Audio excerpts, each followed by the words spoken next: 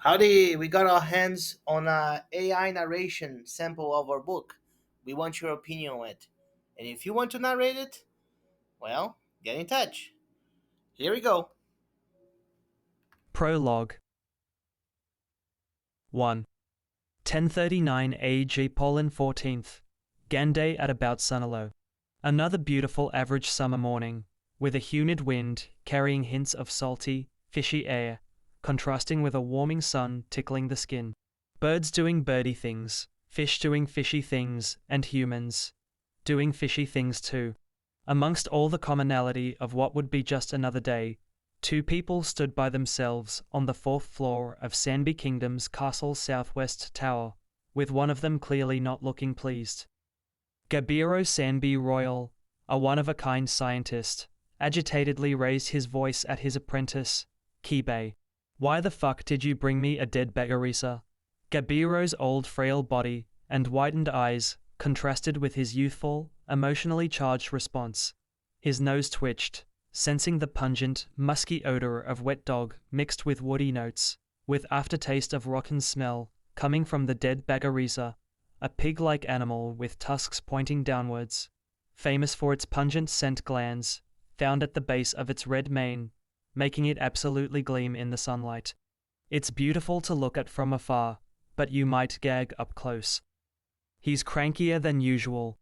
A ponderous apprentice by the name of Kibe moved his eyes around the unusually large specimen of Bagarisa, while avoiding glancing back at the source of the accusing voice.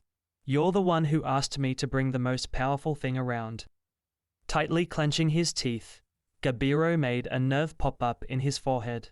He seemed to hold back for what seemed an instant, but soon after he extended his hand towards the dead Bagarisa and exploded verbally. "Were you smoking Sandby shit? How is a fucking Bagarisa the most powerful thing?"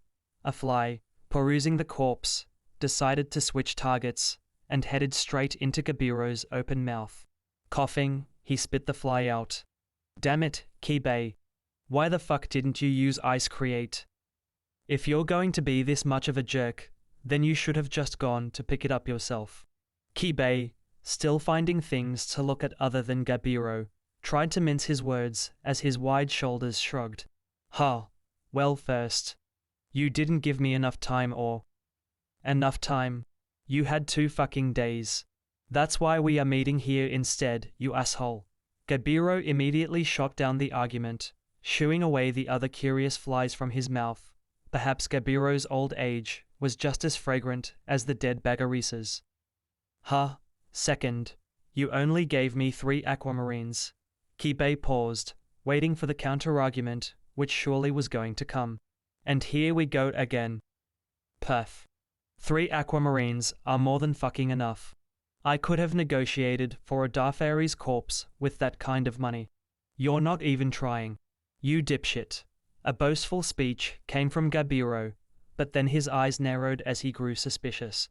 "How much did this shit cost?" "Oops." A strange smile appeared on Kibe's face, slowly rubbing his suddenly sore neck. 2 aquamarines and 3 amethysts." His voice sounded sure on the surface, but hollow inside, just like a new facade of a crumbling building. "What?" Kabiro raised his walking stick, covered in cyanfish scales, and prepared to jam it on Kibe's guts. His trembling hands raised the massive weight of the stick. It was just a normal walking stick, but it was simply too much for Gabiro's bulimic forearms. "I hope he buys it." Kibe, appearing to use his muscle reflexes, grabbed the end of the trembling walking stick and calmly held back the attempted stabs. Breaking eye contact, he slightly shrugged. "Expensive, yes, but I had no choice." The 2 aquamarine adventurers did not want to negotiate. They said they brought it back from south of Hifuna to mount as a trophy. The jab attempts stopped. Gabiro now looked at the dead Bagarisa with a meticulous scientific glint in his eyes. Was it that hard to hunt it down? Well, they called it the amethyst smelly killer. Kibe let go of Gabiro's stick as he felt the jab stop. His eyes finally had enough courage to glance back at Gabiro, rubbing his hand on his chin.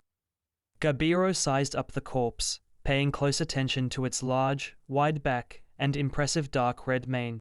Gabiro's chin-stroking paused as his eyes shifted back to Kibei. You didn't tell them what this was for, right? Kibei remembered meeting with the two adventurers, then happening to go drinking with one of them, a taller muscled human by the name of Lucino.